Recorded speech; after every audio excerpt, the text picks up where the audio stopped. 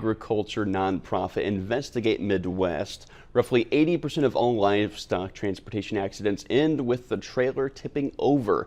In Macomb today, the Illinois Pork Producers Association helped make sure law enforcement and drivers are prepared for such a scenario.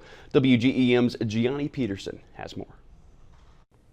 The livestock training seminar had a wide range of attendees today. The Illinois State Police, veterinarians, and many others all showed up to be trained in case of a livestock trailer tipping over. Moving forward, though, citizens are being asked of one thing. If the average citizen was to come across an incident where a livestock trailer has rolled over, the best thing we could ask you to do is just please give us space. Give us the opportunity to get in there and work on the problem. After the presentation, attendees went outside and practiced exactly what they should do.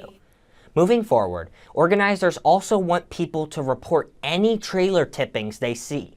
Dylan? All right, thank you, Gianni. The U.S. Department of Transportation estimates there are roughly 300 commercial livestock vehicle accidents every year. Well, Daniel Wood